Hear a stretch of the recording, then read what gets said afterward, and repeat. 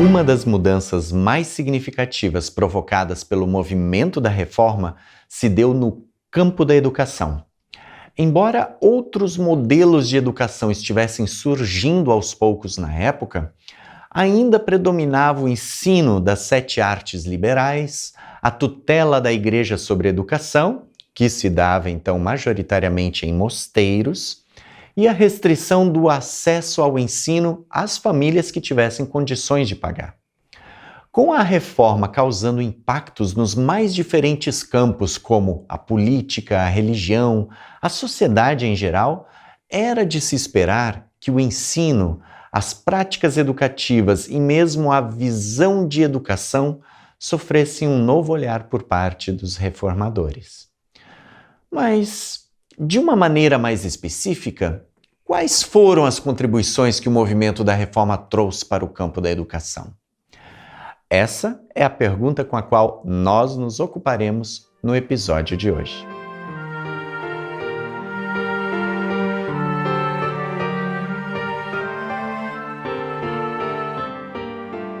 A história da educação e a história da igreja, elas se mostraram sempre muito articuladas, né? Em alguns momentos, inclusive, assim, como fontes de influências recíprocas.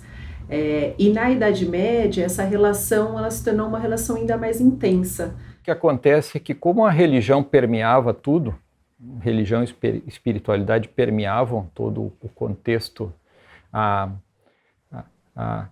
digamos assim, a divisão do tempo na vida da pessoa se dava a partir da religião, as formas de organização social eram estabelecidas por ali, o calendário era estabelecido por ali, as festas eram as festas das santas e dos santos. O nome que a pessoa recebia estava relacionado ao santo do dia em que ocorria o seu batismo. E então a religião permeava todo o contexto. Pelo monopólio, praticamente, que a igreja durante a Idade Média tinha, a igreja e as ordens monásticas existiam um monopólio sobre a educação, isso foi então de maneira direta. Do século V até o século XVI, era uma educação cujo monopólio era da própria igreja, né? Nós temos uma época em que a educação é controlada pela igreja. Onde é que se estuda? Nos mosteiros. A igreja era a encarregada da educação escolar, né? E essa educação escolar tinha um objetivo exclusivo, que era garantir instrução para os religiosos e clérigos, né?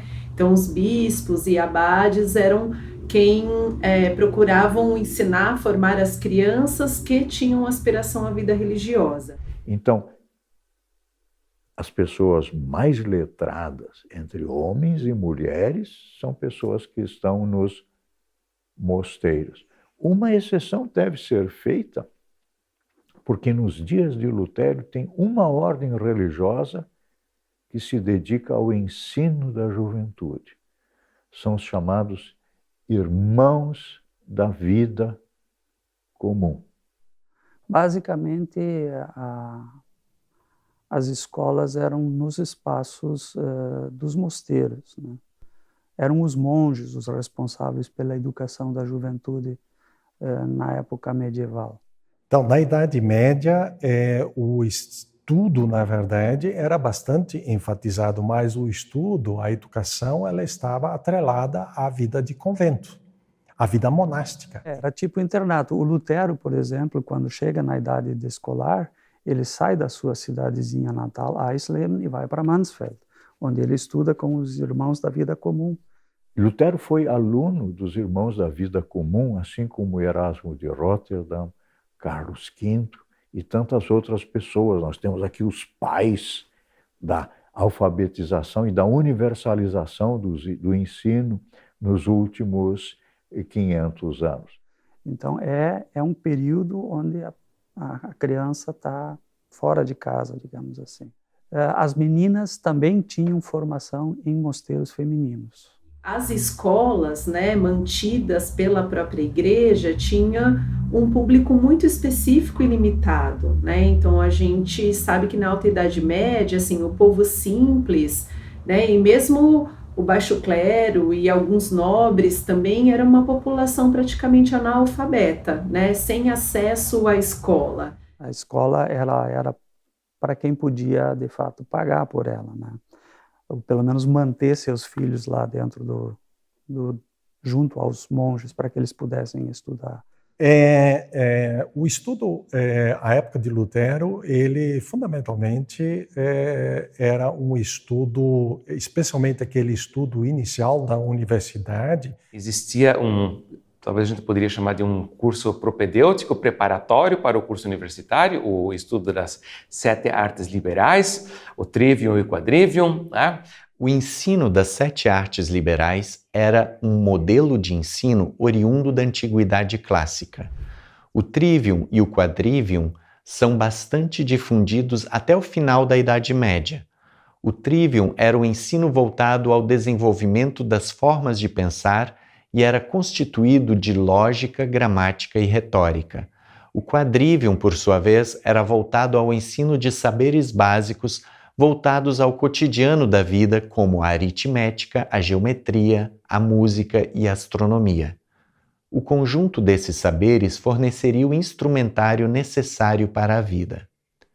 Esse modelo de ensino era chamado de artes liberais porque se consistia em um ensino livre, sem organização sistemática estatal, em que as pessoas buscavam alguém que as tutelasse no ensino. Ele era estudo de música, gramática, aritmética, enfim, eram ciências, né? Astronomia, por exemplo. Então, estudava-se, por assim dizer, ciências comuns, era uma espécie quase de componentes curriculares comuns, a gente diria hoje.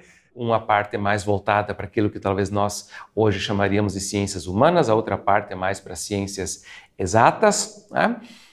O estudante tinha que aprender a escrever, a matemática, fazer cálculos e a pensar. São as 3 áreas assim que a educação na Idade Média colocava muita ênfase.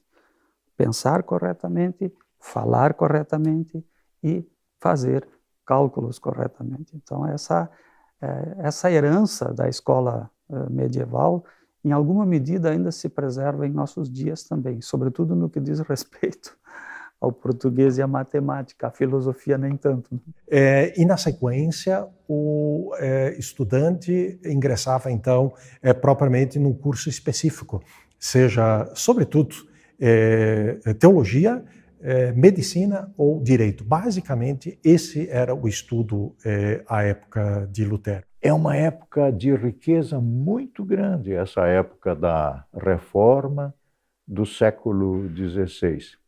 E, por causa da ampliação do mundo, a educação vai estar em foco.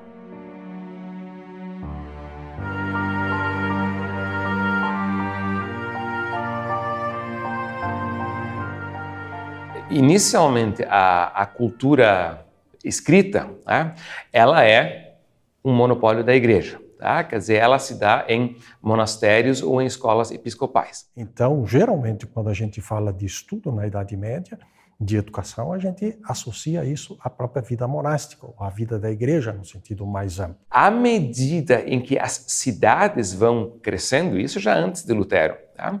Então já existe um processo de criação de escolas, tá? Que, no entanto, de um modo geral, se restringe a uma formação básica, né, no ler e escrever e no uso das 4 operações para as pessoas, né, que tivessem condições de ter acesso à educação. Com o evento da Reforma, e Lutero aqui pleiteia, por assim dizer, como no conjunto da Reforma protestante, pela saída de monges e monjas dos mosteiros, ou seja, a vida monástica, por assim dizer, é abalada profundamente pela Reforma Protestante. As ações de Lutero no movimento da Reforma, ao associar um movimento de reforma religiosa a também mudanças na sociedade, de modo que as pessoas necessitavam, né, aprender a ler para ter livre acesso às escrituras, foi fundamental e trouxe um impacto muito grande na área da educação. Num primeiro momento, a sociedade também vai ler. Bom, se a vida monástica não é mais importante, se a gente quer chegar ao céu e não precisa passar pelo mosteiro, então, num primeiro momento, a própria educação também passa a ser percebida como desimportante. À medida que se deu o processo de secularização dos conventos, dos mosteiros, né, aí existe essa pergunta pela continuidade do trabalho educacional que acontecia ali. Né? Nesse sentido, Lutero, por exemplo, vai escrever em 1524 um texto destinado aos conselhos das cidades que estavam promovendo a reforma, aderindo à reforma, e aí naturalmente de olho no patrimônio eclesiástico. Quer dizer, especialmente no momento em que a reforma passa a se implementar nos territórios alemães e passa a ocorrer a secularização dos bens eclesiásticos, significa que bens eclesiásticos passam para o poder de pessoas ou de grupos que não são representantes da igreja. Né? O que as ordens religiosas possuíam, Lutero escreve para os conselhos dizendo, olha, esse patrimônio até agora serviu às pessoas, embora que de uma forma distorcida muitas vezes, mas ele serviu às pessoas. Por exemplo, serviu como escola, onde as crianças tinham a sua orientação. Então, ele demanda aos conselhos da cidade, que seriam as câmaras de vereadores, né? Demanda aos conselhos que instituam ali escolas. Então, também as escolas são secularizadas, mas correm daí, ao mesmo tempo, o risco de ou serem fechadas ou de perderem muito em qualidade, e por isso Lutero vê a formação escolar ameaçada e se vê, então, constrangido, compelido a insistir com as autoridades civis, né, a que, então, fomentem a criação e a manutenção de escolas.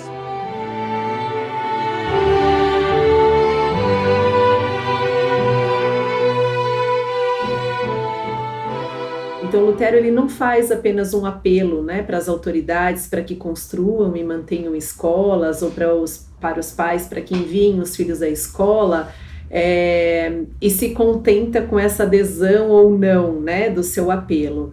Mas ele conclama as autoridades para que elas obriguem os súditos, né, os filhos dos seus súditos, a frequentarem a escola. Isso não acontece por um acaso. Lutero prega pela importância da educação num contexto onde a gente, num primeiro momento, então, julgava que a educação não era mais importante.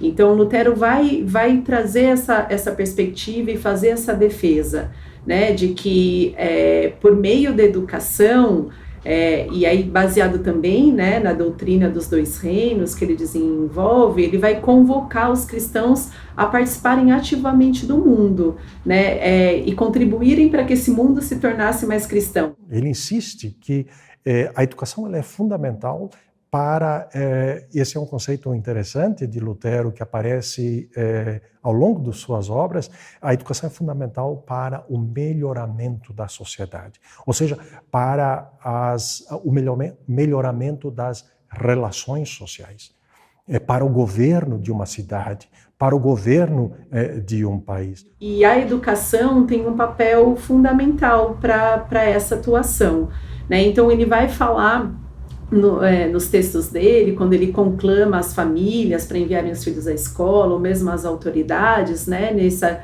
tentativa de convencimento de que a educação é importante, essa educação pública, né, estatal para todos, de que por meio da educação as crianças, né, e futuros jovens e então futuros adultos poderiam contribuir na sociedade, né? E ele fala contribuir agindo na sociedade, não apenas, né, na igreja, se tornando um ministro, mas agindo por meio das suas diferentes profissões e ações que escolheriam desenvolver, trazendo justiça ao mundo.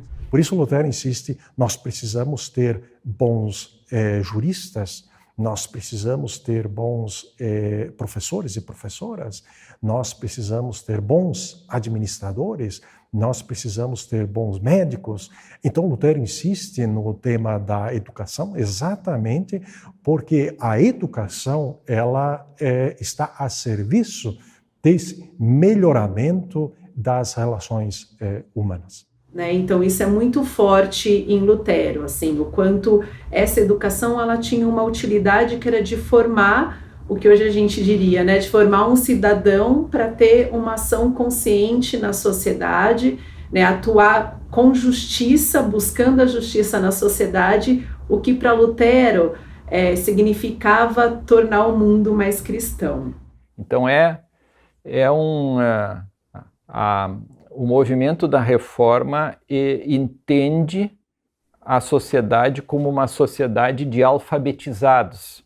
E Lutero não é o único reformador que se preocupa com isso. Nós vamos ter outros reformadores que até se dedicam de forma mais intensa a isso. Isso está muito ligado às origens do movimento da Reforma. A Reforma nasce dentro de uma universidade. As principais lideranças do movimento da Reforma, na primeira metade do século XVI, se formam dentro de universidades. São alunos dos reformadores. Contudo, Lutero não trabalhou sozinho, né, no que se refere a essa série de propostas e mudanças em relação ao sistema escolar da época, né, a educação da época. Ele teve pessoas que trabalharam muito perto dele. E aí que vão atuar nas cidades e regiões onde existe uma adesão ao movimento da Reforma, principalmente nos núcleos urbanos. Então, a educação seria esse setor, né? Havia, sim, escolas seculares, entre aspas, né, que havia nas cidades também e que passam também a ser reestruturadas a partir daí. E não é por acaso que nessa época vão estar surgindo também os grandes pedagogos. O grande pedagogo da Reforma é, sem dúvida, Felipe Melanchthon, o grande companheiro de Lutero, que vai receber, inclusive, o título honorífico de preceptor da Germânia, preceptor da Alemanha. Que foi considerado, né, por alguns historiadores da educação como o próprio ministro da educação de Lutero, né, pela sua importância em relação à efetivação e implementação de propostas educacionais, né, feitas por Lutero.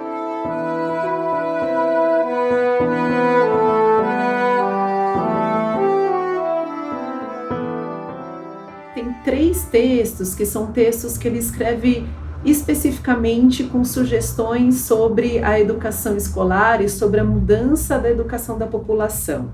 Né? Então é um texto intitulado A Nobreza Cristã da Nação Alemã, acerca da melhoria do estamento cristão, de 1520. Tem um texto de 1524 que ele endereça aos conselhos de todas as cidades da Alemanha para que criem e mantenham escolas cristãs. E um outro texto também muito interessante de 1530 que ele destina aos pais, né, à população de uma forma geral, chamado Uma Prédica para que se mandem os filhos à escola. A Nobreza Cristã de Nação Alemã, ele escreve sobre a reforma das universidades, escreve sobre o currículo que deve acontecer nas escolas, mas ele não é, digamos assim, alguém tão direcionado do ponto de vista técnico a isso como foi Melanchthon. Lutero é mais alguém que luta pela política pública da educação. Em 1524 ele escreveu aos conselhos para que se mantenham escolas. E depois ele escreveu ainda um outro sermão no qual ele estimula os pais para que enviem os filhos às escolas, porque não adianta também ter a estrutura e se a juventude fica retida em casa para o trabalho junto com a família, né? Então, ele estimula a criação pelos conselhos, mas também estimula as famílias a que enviem seus filhos e filhas para estudar. No conjunto desses 3 textos, o que a gente observa é que há propostas de Lutero, né, para a educação, tanto no que se refere à organização de um sistema escolar, né, que ele defende que saia do monopólio da igreja e seja, então, a partir daquele momento de responsabilidade do poder público, quanto também de princípios que deveriam nortear a educação da população. Né? Então, em relação a esse sistema escolar, né, as propostas que ele faz são propostas tanto em relação ao currículo, né, uma nova proposta de currículo escolar.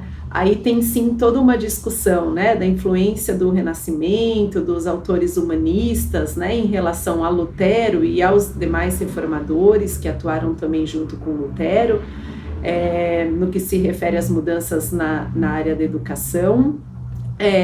Organização também no que se refere aos métodos utilizados.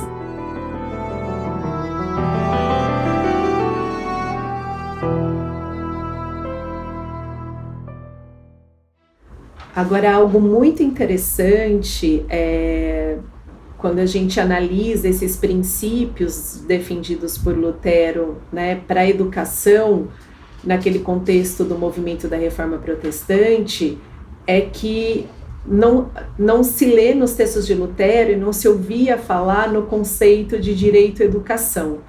Mas a gente vê que esses princípios defendidos por ele são princípios que estiveram na gênese do próprio conceito do direito à educação. Então, hoje, o que a gente tem nos documentos internacionais de proteção aos direitos humanos, como a própria Declaração Universal dos Direitos Humanos, enfim, a Convenção, né, Americana dos Direitos das Crianças, os pactos, enfim, entre outros documentos de proteção aos direitos humanos que apresentam a educação como um direito social de todos, trazem esses princípios, né, o princípio da obrigatoriedade, da frequência, a obrigatoriedade da oferta, né, então o poder público tem a obrigação de ofertar escola para todos, as crianças serem obrigadas a frequentarem essa escola, ao menos no nível elementar. O princípio da gratuidade, essa escola deve ser gratuita para que seja de fato para todos, né? E aí todos, meninos e meninas, independentemente da classe socioeconômica, terem condições, o direito de frequentarem essa escola. Então, princípios defendidos por Lutero, lá no século XVI, em um contexto de reforma religiosa, né, que afetou também outras áreas da sociedade e que afetou de uma forma muito significativa a educação, a gente consegue perceber que foram princípios que foram se desenvolvendo e que se mantêm até hoje. Lutero é filho do seu tempo. Ele nasceu num lar onde a educação das crianças era dentro de um sistema bastante rígido, mas era assim que se educava as crianças na época. Ele mesmo contou de ter sido punido, porque ele uma vez pegou uma noz que não era para ele pegar, e aí ele apanhou muito, né? Então isso não tinha nada de especial, era assim que funcionava. A vara estava sempre junto com a educação, né? Por isso é tão significativo que quando ele se manifesta sobre escola e educação, ele tenta superar isso. Quando ele faz uma crítica a uma educação baseada na escolástica medieval, que fazia uso inclusive de castigos físicos, né, para ensinar, e propõe no Catecismo Menor, né, a gente encontra isso também, propõe a liberdade do sujeito no processo de aprendizagem, no processo educativo. Ele pensa a escola como um espaço lúdico. Ele diz que as crianças precisam aprender brincando, não pode ser só uma coisa que é feita debaixo de castigo, né, como era a experiência que ele viveu. Então ele vai fazer também propostas relacionadas ao método, né, de educação, vai fazer propostas dentro desse panorama, né, de organização de um sistema escolar, vai fazer propostas em relação aos professores, né? E aí é muito interessante o quanto Lutero dá uma ênfase fundamental ao papel dos professores, né? Dos professores de crianças, meninos e meninas. E ele enfatiza o tempo todo nos seus textos a relevância de mestres bem preparados. Então ele vai falar muito sobre a formação desses professores, ele vai falar sobre a remuneração desses professores, né? Que deveria se dar com pagamento, né, do recurso público, do dinheiro vindo do poder público. Que convoquem e remunerem professoras e professores. Inclusive, na formação básica, ele determina que também as meninas tenham a oportunidade de ir à escola pelo menos 2 anos e aprendam a ler, escrever e fazer contas. Um outro princípio associado também a essa questão, né, da escola para todos e que se destaca naquele momento é o papel que Lutero atribui à educação, inclusive para as mulheres, né? Então, o que a gente sabe, e aí sabe por meio dos historiadores, né, dos historiadores da educação, é que já havia tido algumas experiências localizadas de educação para meninas, mas esse é um contexto que pela primeira vez na história a gente vê alguém atuando, e aí Luz Uriaga, o historiador, vai dizer de uma maneira insistente para que o Estado se responsabilizasse pela educação de todos, incluindo as meninas, né? É claro que Lutero era um homem também marcado pela sua época, né? A educação que ele conclama para as meninas, para as jovens mulheres, não era uma educação feminista ou libertária, não, tinha inclusive os objetivos próprios para a educação dessas meninas, né? Que era aprender, sim, a ler, escrever, aprender noções de aritmética, mas também aprender o cumprimento das tarefas domésticas, né?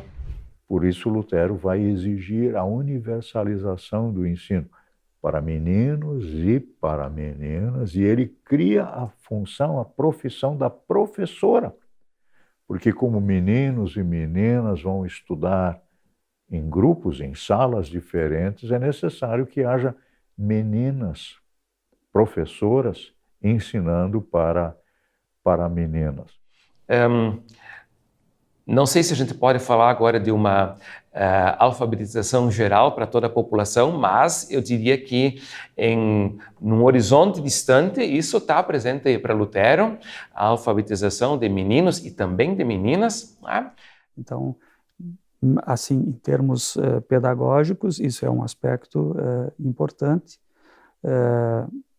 de dar mais liberdade para crianças e jovens, mas ele também dá algumas ideias sobre conteúdos. O objetivo de Lutero era justamente o de que, de fato, toda a população, né, tivesse acesso à educação escolar, aprendesse a ler, escrever, tivesse acesso à literatura, enfim, à aritmética, à matemática, né, a música com toda a sua matemática, entre outros componentes que ele defende, né, na questão curricular. Ele acentua a música, Lutero sempre valorizou muito a música, tanto no espaço da igreja, como da escola e também da família, né, e a história. Ele diz que é preciso ensinar a história para que não se repitam os mesmos erros do passado. E aí o fim principal dele, que era a leitura das Escrituras Sagradas, o livre acesso, né, a Deus por meio da leitura das Escrituras.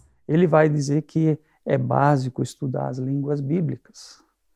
A pessoa tem que aprender as línguas bíblicas para que ela possa ela mesma ler as Sagradas Escrituras e, de preferência, no original.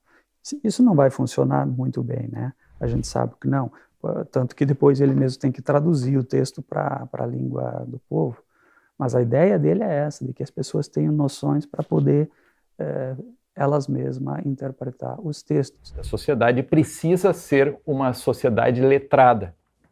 Não existe essa possibilidade, né? Então aí a escola, a universidade vão ser ferramentas importantes. A gente sabe né, que existem sociedades que têm outros modelos educacionais que não estão focados na escola, né, onde a perspectiva cultural pela qual se dá essa socialização se dá de outra maneira e tal, mas o movimento da reforma vai marcar isso fortemente para a Europa. Não vai inventar isso, né, mas vai reforçar isso mais ainda.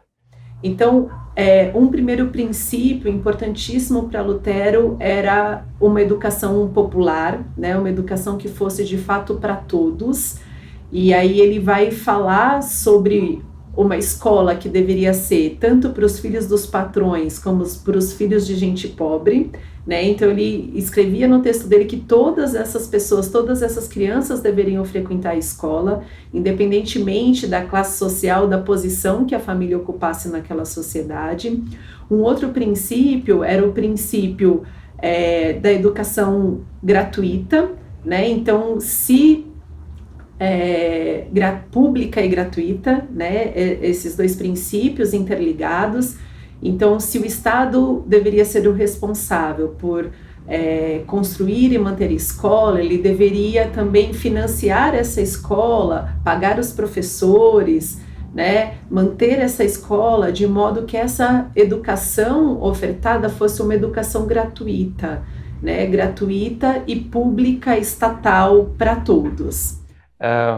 Então, eu diria, talvez esses dois vieses a gente deveria observar. Uma vez, essa alfabetização geral para todas as pessoas, o maior número possível de pessoas, e as pessoas mais qualificadas, ali essencialmente meninos, mais capazes, mais inteligentes, que possam então ser incentivados a uma cultura, a uma formação superior, que os leve ou então ao pastorado ou então à jurisprudência, de tal maneira que tanto o poder secular tenha bons funcionários que possam governar bem o Estado, quanto a igreja tenha bons pastores que possam realizar adequadamente o ofício da pregação e do ensino. É claro que muitas dessas propostas, no que se refere à organização desse novo sistema escolar, ele vai acabar se consolidando apenas no século seguinte, né? Mas o que os historiadores revelam para a gente é que todos os países, não só a Alemanha, mas todos os países afetados pelo movimento da Reforma Protestante, né, por meio também de outros reformadores, foram países que tiveram um impulso muito grande no seu sistema escolar, focando a questão principalmente da alfabetização, né, o que levou essa região, né, da Europa, dos países europeus afetados pelo movimento da Reforma Protestante, a índices de alfabetização, né, ou declínio do índice de analfabetismo de uma forma muito mais acentuada que os outros países que não foram afetados pela reforma ou que se mantiveram com predominância da Igreja Católica,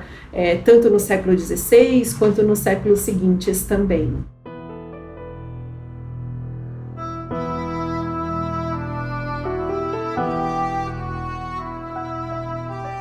A educação emerge como um direito a todas as pessoas. Um direito a ser garantido pelo Estado com acesso público, gratuito, com uma proposta de ensino voltada às humanidades.